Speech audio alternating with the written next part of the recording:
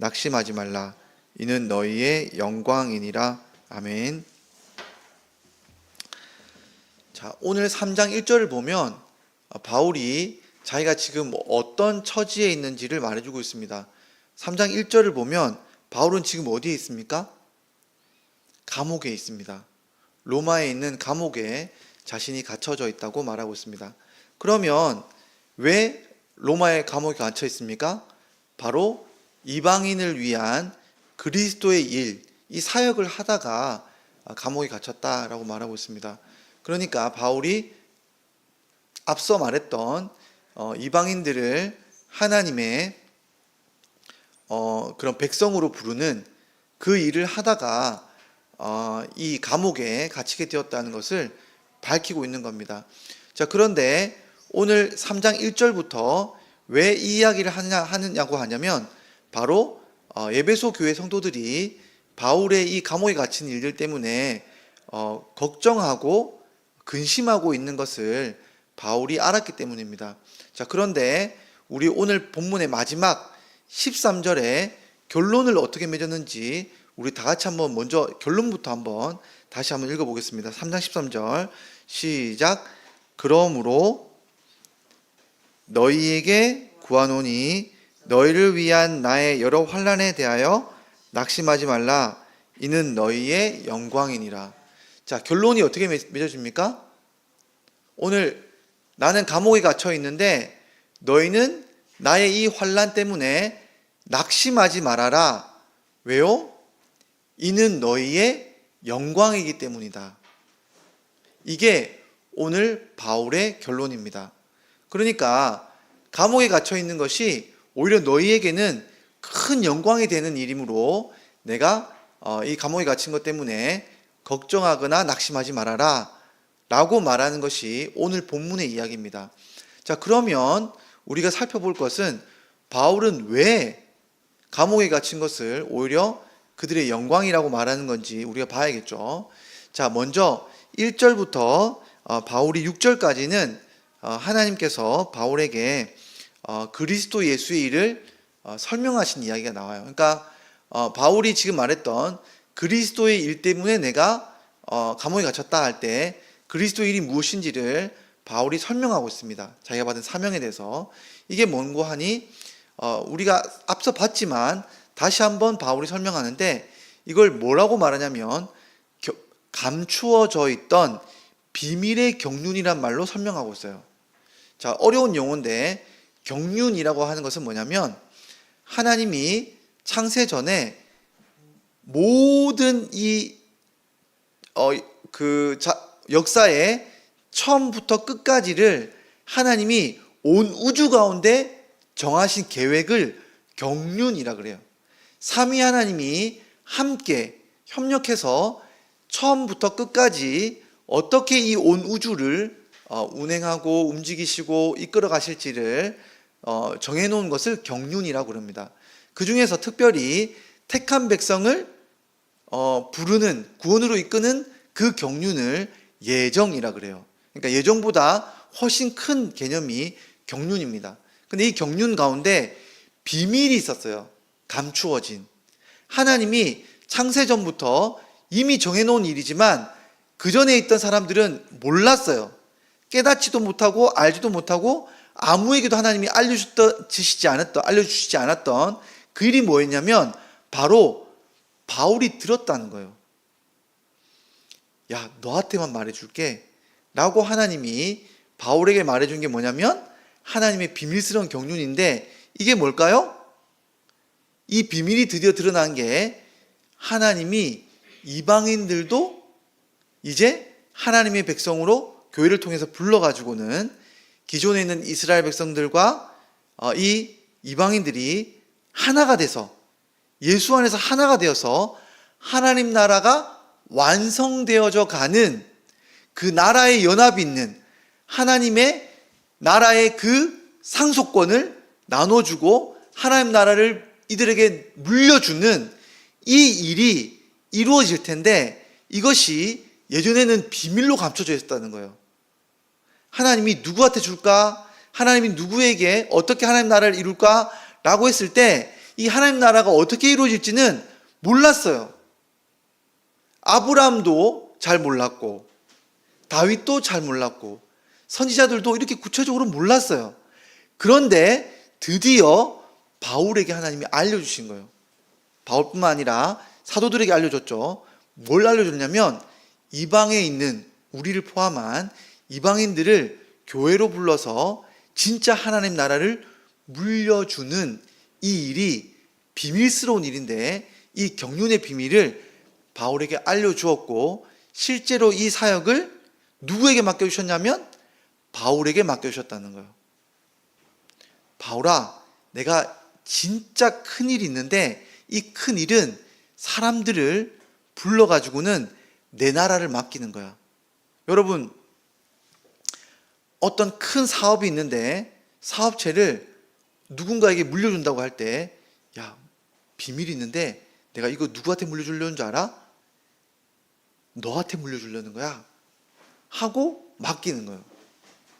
이 일을 하나님 바울에게 하나님 나라라고 하는 엄청난 영광스러운 이 나라를 하나님이 놀랍게도 지금 그리스도를 믿는 이방인들과 유대인들을 하나로 뭉쳐서 이 나라를 진짜 물려주려고 한다는 이 계획을 바울에게 알려주었고 실제 이 일을 하는 사람으로 바울을 부른 거예요.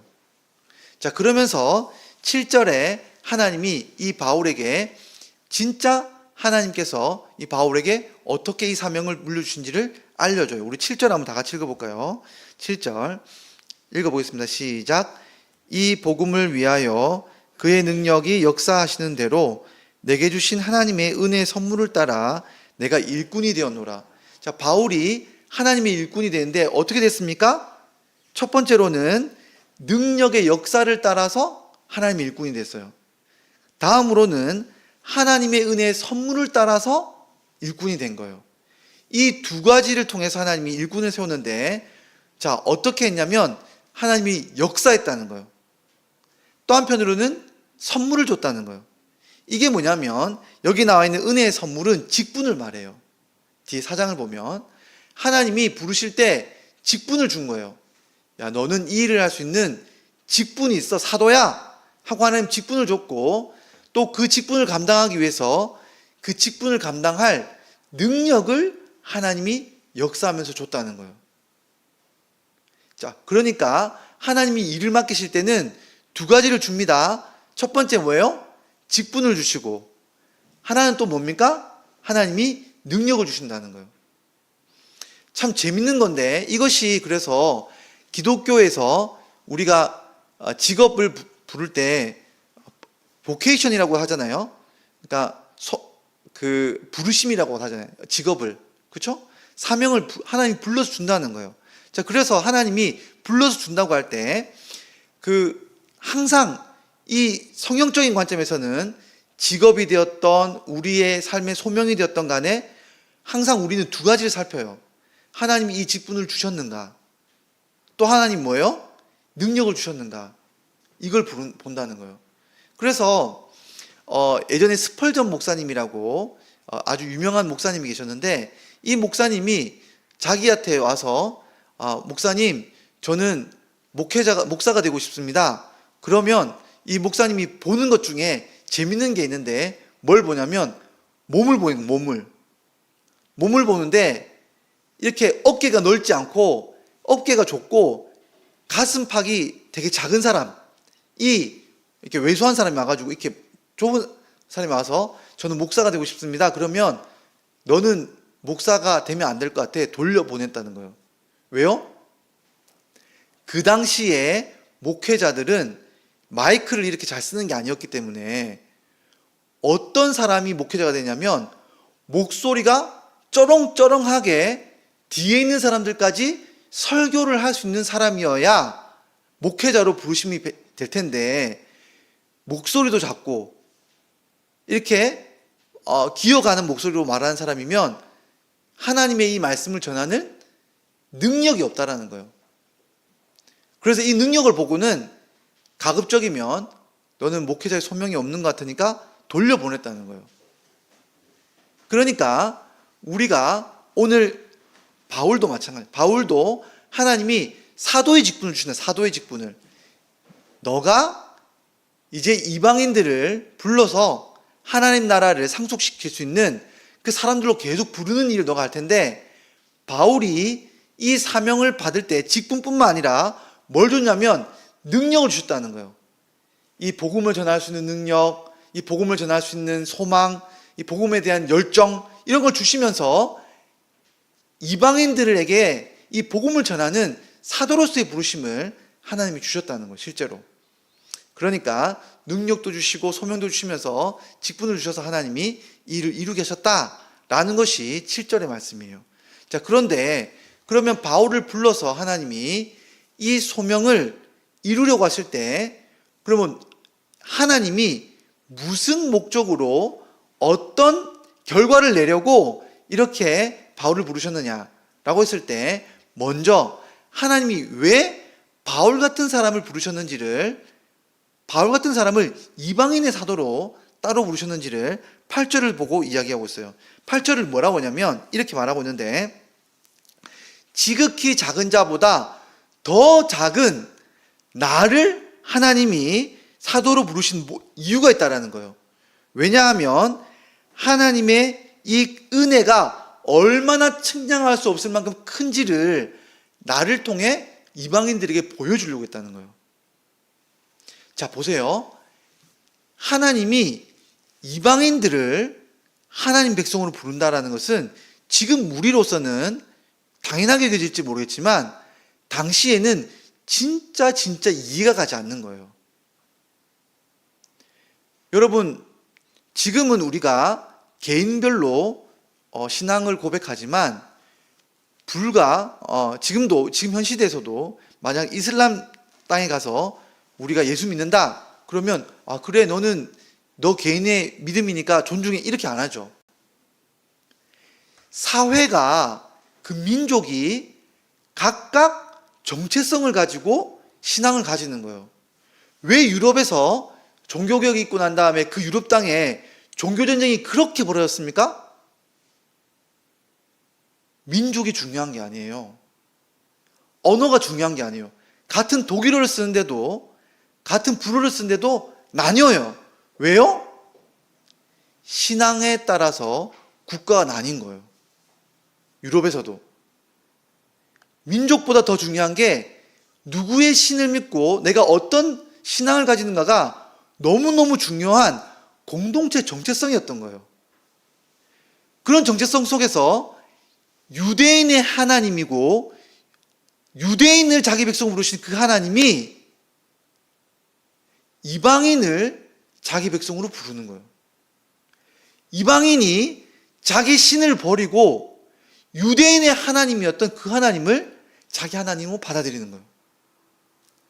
그런데 놀랍게도 이 두 민족이 하나가 합쳐지는 거예요. 이 놀라운 일을 하는데 이방인이 어떻게 이방신을 받아들이겠어요? 우리나라도 선교사님이 와서 예수를 믿으라고 말할 때 조상부터 믿었던 그 유교, 불교, 이런 걸 어떻게 쉽게 버리냐는 거예요. 그런데 이 바울을 보라, 바울이 누굽니까? 교회 입장에서 보면 원수였던 사람이에요. 이 교회를 믿는 사람들을 죽이고 없애고 유대인의 하나님은 유대인의 하나님이어야 한다 라고 믿던 그 사람이에요. 근데 그 사람이 하나님이 부르셔서 이방인을 하나님 백성으로 부르는 이 하나님의 이 신앙을 전파하는 사도로 부르심을 받았다는 거예요. 이방인 입장에서는 이 바울을 보면서 뭘 알 수 있을까요? 이 사람이야말로 우리 이방인보다 더 하나님에게 이방인 같았던 원수였는데 하나님 앞에 버림받아 마땅한 사람인데 이 사람도 하나님이 쓰세요. 어떤 사람으로? 심지어 사도로 부르시는 거예요. 이방인들이 이 바울을 보고 하나님이 정말로 이방인을 자신의 백성으로 부른다는 것을 확신할 수 있게 된 거예요. 은혜가 얼마나 큰지를, 하나님이 얼마나 이방인을 향해서 이 자신의 아들을 내어주신 이 은혜를 주고 자기 백성 삼으려고 하는지를 바울을 보고 알 수 있는 거예요. 그래서 바울이 말하는 겁니다. 하나님이 나에게 능력도 주시고 사명도 주셔서 사도로 부르셨는데 왜 굳이 나였느냐? 이방인들이 하나님께로 돌아오는데 나만큼 하나님 쓰시기에 적절한 도구가 없다라는 거예요. 그래서 하나님이 나를 부르셔서 나에게 이 엄청난 사도란 직분을 주셨다. 그래서 내가 바로 하나님의 사도로 이 이방인을 부르는 이방인의 사도가 되었지 않느냐라고 말하는 거예요. 자, 그러면 이거에 따라서 하나님이 자신을 불러서 이 하나님의 이 일을 하니까 무슨 일이 벌어졌습니까? 첫 번째로는 놀랍게도 하늘에 있는 천사들이 하나님의 이 경륜을 깨닫게 됐다는 거예요. 여러분, 재밌는 게 뭐냐면 창조 때부터 하나님을 직접 보고 하나님을 직접 만나고 하나님께 직접 이 뜻을 전달했던, 이랬던 그 천사들이 이 비밀을 몰랐다는 거예요. 천사들이 하나님이 이방인을 불러가지고는, 여러분과 저를 불러가지고는 자기 백성을 삼을지는 천사들도 꿈에서 깨어나도 모를 비밀이었다는 거예요. 하나님이 천사들한테도 안 알려줬어요. 그런데 바울이 이 사역을 통해서 하나님의 일을 하는 것을 통해서 천사들도 뭐예요? 이제 하나님이 진짜 하나님 나라를 이렇게 하나가 되는, 모든 민족을 한 백성으로 불러서 하나님의 나라를 이루시는 이 일을 진짜로 이루시는구나 하는 것을 천사가 수행할 수 있게끔, 천사가 따를 수 있게끔 바울이 이 사역을 통해서 천사들이 이 사역에 동참하게끔 바울이 이 사역을 이루었다는 거예요. 그리고 두 번째로 무슨 일이 일어났냐면, 실제로 뭡니까? 하나님 안에서 이 예정하신 이 경륜을 따라서 이방인들을 부르니까 이방인들이 믿어서 이제 실제로 뭡니까? 하나님의 보좌 앞에 담대히 나아가는 일들이 일어나고 있다는 거예요. 너희가 지금 하나님께 나아가서 기도하고 말씀 보고 찬양하는 이 일들이 실제로 일어난 이 역사가 뭡니까? 바로 하나님이 이 오래된 비밀을 나에게 맡기셨고, 내가 이 비밀을 맡은 비밀을 내가 너희에게 알려줌으로 말미암아서 너희가 믿어서 진짜 실제로 하나님 앞에 나아가서 하나님의 은혜를 맛보고 하나님의 능력을 맛보고 하나님의 비밀을 알아서 하나님 앞에 기도하고 여러분이 생명을 누리는 그 역사가 실제로 일어났지 않느냐? 이게 바울이 지금 말하고 있는 거예요. 그리고 난 다음에 바울이 오늘 결론을 말하는 겁니다. 뭐라고 아까 결론을 말했죠? 얘들아, 내가 이 사역을 맡은 이 일들을 때문에 내가 환난을 받고 있는 게 너희가 근심하거나 낙심할 일이 아니야. 오히려 너희가 영광스럽게 여겨야 해. 라고 결론을 맺는 거예요. 아니, 오늘 이렇게 있었던 이야기들이 왜 이런 결론이 될까요? 첫 번째로는 이렇게 말하는 겁니다. 내가 맡은 이 사역이 영광스럽기 때문에 너희가 영광스럽게 받아들여야 된다는 거예요. 내가 감옥에 갇힌 이 일도 뭡니까? 사역의 일부예요. 하나님이 나에게 맡겨주신 이 사도의 직분으로서의 이 일, 이 비밀의 일을 드러내고자 하는 이 사역의 일부가 뭡니까? 감옥에 갇힌 일이었어요. 그런데 감옥에 갇히는 이 일보다 훨씬 더 영광스러운 게 뭡니까? 이 사역이 영광스럽다는 거예요. 이 일이 너무나 영광스러운 일이라는 거예요. 왜요? 이 사역이 왜 이렇게 영광스러운 겁니까? 수많은 사람들을 하나님의 이 영광의 나라에 들어오게끔, 하나님 나라가 이 비밀이 완성되게끔, 그렇게 기다려왔던 온 우주의 이 죽음과 아픔과 우리의 고난을 꺾고 하나님의 실제 나라가 임해서 진짜 하나님이 그 영광스러움으로 모든 걸 채워주려는 그 나라가 시작되고 있는 이 일을 내가 맡았기 때문에 내가 지금 잠깐 이 감옥에 갇혀 있는 이 일이라 할지라도 이 일의 결과는 너무나 큰 영광스러운 일이기 때문에 나는 지금 내가 감옥에 갇힌 이 일보다는 내 사역의 이 의미, 사역의 영광이 훨씬 더 크기 때문에 너희가 내가 감옥에 갇힌 일 때문에 낙심하지 말고 오히려 너희가 영광스럽게 생각해야 한다고 말하고 있는 거예요. 내가 갇힌 게 아니라 이 수많은 백성들이 하나님께로 나오고 있는 이 일을 너희가 더 주목해라 라는 게 바울의 이야기예요. 두 번째로는 이겁니다. 자신이 받은 이 사명이 하나님이 자신을 신뢰해서 주신 사명을 맡기신 이 일이 얼마나 큰 은혜인 걸 알기 때문에 자기가 감옥에 갇힌 것도 영광스럽다는 거예요. 여러분, 우리가 비록 어려운 일, 고난스러운 일을 한다고 할지라도 누군가가 나에게 신뢰해서 아주 중요한 일을 맡겼다고 생각해 보세요. 어려운 일인데 이 어려운 일을 다른 사람도 아니고 나에게 내가 신뢰하는 누군가가 그 일을 맡겼다고 생각해 보세요. 그 일을 내가 얼마나 신뢰하면, 나를 신뢰하면 하나님이 나에게, 자격 없는 나에게, 더군다나 가장 이 일에 합당하지 않는 나에게 하나님이 능력을 주시고 직분을 주시면서 야, 이 일을 좀 해줘 라고 맡기셨다면 나는 비록 이 일을 하면서 고난을 받고 어려운 일이 있다 할지라도 내가 이 직분 맡은 것 때문에 감사하고 이걸 영광스럽게 생각한다는 거예요. 여러분, 누군가에게 이런 신뢰를 받아본 적이 있으세요? 다른 사람들이 하지 않는 일을 누군가가 맡겼어요. 내가 다른 사람은 신뢰할 수 없고 내가 너한테 이 일을 맡기고 싶어.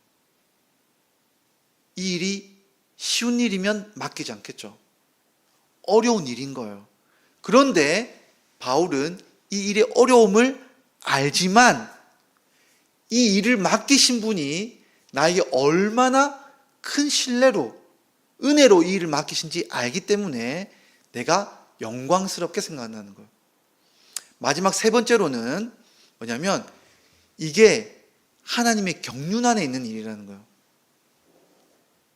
내가 고난받고 지금 감옥에 갇힌 일조차도 누가 계획했다는 일이란 거예요? 하나님이 몰라서 일을 맡긴 게 아니에요? 예수님이 이 일이 일어날 줄 몰라서 나에게 이 일을 맡긴 게 아니에요. 하나님은 애초에 바울이 감옥에 갇힐 걸 알았어요. 그럼에도 불구하고 이 모든 것을 계획하고 실행하시는 이 하나님이 그럼에도 불구하고 이 일을 나에게 맡기셨다는 거예요. 그러니까 바울은 이 일을 신뢰하는 거예요. 내가 이렇게 감옥에 갇힌 것 때문에 아니 내가 이렇게까지 고생했는데 하나님이 이것도 책임 안 져주셔? 이렇게 한 게 아니라 이것조차도 하나님의 경륜의 계획 안에 있다는 것을 바울은 너무나 잘 알았기 때문에 오히려 이것 때문에 낙담하거나 하나님 나를 버렸다거나 이렇게 생각하지 않고 이 일을 받아들일 수 있다는 거예요. 너희도 그러니까 하나님의 경륜을 믿고 낙심하지 말라는 거예요.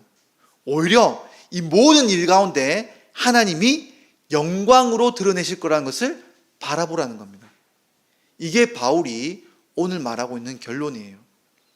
여러분, 오늘 말씀을 생각하면서 한번 살펴보시기 바라요. 우리가 교회를 떠나는 많은 사람들이 있습니다. 왜 떠나냐면 하나님께 실망해서 교회를 떠나는 거예요. 내가 이렇게까지 교회를 섬겼는데, 내가 이렇게까지 기도했는데, 내가 이렇게까지 열심히 신앙생활을 했는데 하나님이 나에게 어떻게 이럴 수가 있냐는 거예요. 이렇게 실망해서 교회를 떠나게 되는 사람들이 많다는 거예요. 여러분, 교회를 열심히 다녔더니 오히려 신앙 있는 사람 만나려고 하다 보니까 결혼을 못했어요. 오히려 예수 믿는 것 때문에 내가 무엇을 해야 할지 고민하다가 여러 가지 내 욕구대로 살았으면 더 좋은 직장, 일자리를 잡을 수도 있었는데 그런 거 놓쳤을 수도 있어요. 오히려 예수 믿는 것 때문에 인간관계가 단절될 수도 있어요. 그런데 여러분, 이런 것들 때문에 우리가 손해보고 낙심하고 내가 억울한 일을 겪을 수 있는 거예요. 그런데 우리가 이런 일들 때문에 고난을 받을 때 낙심하는 이유는 오늘 말씀을 보면 우리가 고난을 겪어서 신앙을 잃어버리는 게 아니에요. 왜 우리가 신앙을 잃어버리고 교회를 떠나느냐? 하나님의 부르심, 소명을 잃어버렸기 때문에 고난 가운데 신앙을 잃어버리고 교회를 떠나는 겁니다. 여러분, 우리가 예전에 있었던 일들을 바라보면 이해가 안 가는 일들이 많이 있죠. 여러분, 그 독립운동 하셨던 분들 보면 여러분 이해가 안 가잖아요. 독립운동 하는데 나라를 잃어버리게 한 건 누굽니까? 그 당시에 잘 먹고 잘 살던 관리들이 나라를 팔아넘긴 거예요. 그런데 국민들이 나서서 여러분 아주 부잣집 사람들이 최부잣집이라고 하는 그 사람들이 가장 큰 돈을 그냥 다 팔아가지고는 국가가 없으니까 임시정부에 있는 그 운영하는 비용으로 다 넘긴 거예요. 서울에서 그렇게 큰 부자라고 했던 그 가문이 자식들까지 다 죽으면서 그 모든 돈을 다 팔고 해서 독립운동을 한 거예요. 여러분, 독립운동 하면서 자식들까지, 아내까지, 가정까지 잃었어요. 이 고난을 여러분 돈이 없어가지고 제발 입을 옷 좀 갖다 가려고 했던 그런 편지들을 보면 여러분 얼마나 힘들게 이 생활을 했겠어요. 왜 그런 고난을 겪습니까? 왜 그런 고난을 스스로 겪어요? 여러분, 선교사님들이 선교지에 가요. 여러분, 우리나라 땅에 그 오지에 미국에 살던 또 혹은 호주에 살던 그런 영국에 살던 선교사님들이 왔어요. 그 나라를 버리고. 왜 왔습니까? 여기에 와보니까 이 땅은 진짜 소망이 없는 땅이었던 것처럼 보였다는 거잖아요. 와가지고 뭘 하겠어요? 자식들 잃고 여기 와서 병들어 죽고 이런 일을 왜 하는 거예요? 의미가 없잖아요. 여러분, 그분들이 독립운동하시고 선교사분들이 이 생이 왜 고난이 충분히 감당하고 오히려 이 고난으로 뛰어드는 일들로 들어갔냐면 고난 자체가 주목한 것이 아니라 본인이 받은 사명에 주목했던 거예요. 우리가 받은 이 사명, 내 삶이 나아가야 할 방향, 하나님이 나에게 주신 일을 내가 만났기 때문에 나의 이 고난도 의미가 있게 해석이 된 거예요. 여러분, 오늘 이 바울이 뭐라고 말합니까? 내가 감옥에 갇힌 것, 이거 너희가 신경 쓰지 마라. 이 고난은 우리가 받은 하나님 앞에서의 사명 앞에서 해석이 돼야 된다. 너희가 무슨 일을 받았느냐? 하나님이 무슨 일을 하려고 너희를 불렀느냐? 우리가 영광스러운 이 일에, 사람을 세워가고 하나님 나라를 이룬 이 일에 영광을 위해서 하나님 우리를 부르셨지 않느냐? 우리의 이 고난은 의미 없는 고난이 아니다. 그냥 고난이 아니라는 거예요. 왜 이 땅에서 많은 신자들이 고난만 있으면 신앙을 잃어버리느냐? 삶의 방향에 목적에 의미가 없기 때문에 그런 거예요. 하나님이 그 사람을 불렀다는 부르심에 대한 확신이 없기 때문에 그런 거예요.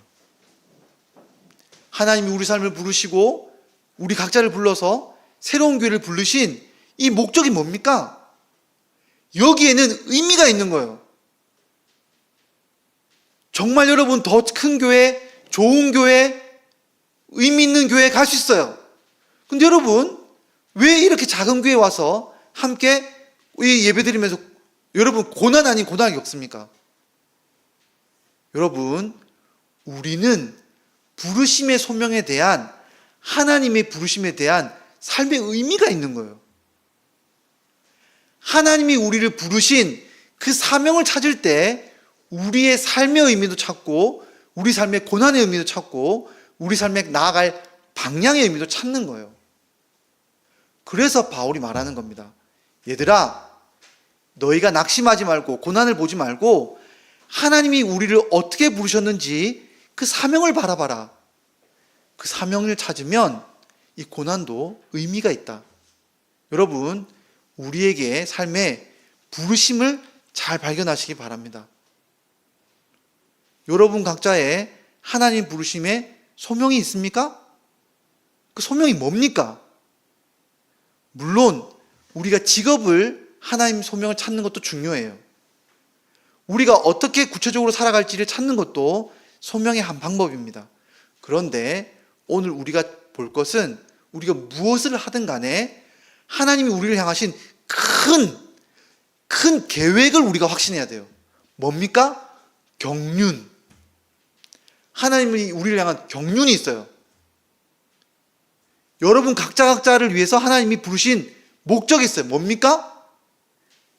다른 영혼을 구원하기 위해서 여러분을 부르신 거예요. 여러분 인생이 5일 동안 6일 동안 무슨 직업으로 살든 간에 여러분이 어떤 고난을 가지고 살든 간에 어떤 고민을 하든 간에 하나님 여러분에 대한 뜻과 계획이 있어요. 우리 각자를 부르신 하나님의 뜻이 있다고요. 무슨 뜻이 있습니까? 절대로 하나님이 여러분을 놓지 않는 그 뜻은 여러분을 통해서 하나님이 영광 받으시길 원하신다는 거예요. 여러분의 삶을 통해서 반드시 영광 받으시려는 하나님의 뜻이 있어요. 너를 통해서 다른 영혼이 하나님께로 돌아오고 너를 통해서 하나님 나라가 이루어지고 너를 통해서 교회가 세워지고 너를 통해서 하나님이 예배받기를 원하신다는 이 하나님의 이 뜻이 있는 거예요. 이 뜻을 우리가 발견하면 그래, 내가 어떤 삶을 사고 내가 어떤 고난에 있든 간에 하나님이 나를 향한 이 경륜은 내가 확신한다. 이것을 가지고 살아갈 때 우리 삶에 의미가 있는 거예요. 학생으로 부르신 하나님의 뜻이 있어요. 하나님이 내가 그냥 태어나서 나이가 됐으니 학생이 됐구나, 공부하는 고난만 받는구나, 이게 아니에요. 여러분이 부른 자리는 하나님이 부른 자리예요. 불러서 하나님이 공부시키는 거예요. 하나님의 이 계획 속에서, 경륜 속에서 하나님의 뜻을 위해서, 하나님의 영광을 위해서 살아가시는 저와 여러분 되기를 간절히 소망합니다. 이 시간 함께 기도하며 나가도록 하겠습니다. 하나님의 부르심의 소명을 제가 발견하고 알기 원합니다. 제가 어떤 고난과 어려움 속에, 고민 속에 있더라도 하나님 나를 통해 영광 받아 주실 것들을 확신하고 나아가기 원합니다. 주님, 저를 써주시옵소서. 나에게 직분과 영광과 능력을 주옵소서. 함께 기도하며 나가도록 하겠습니다.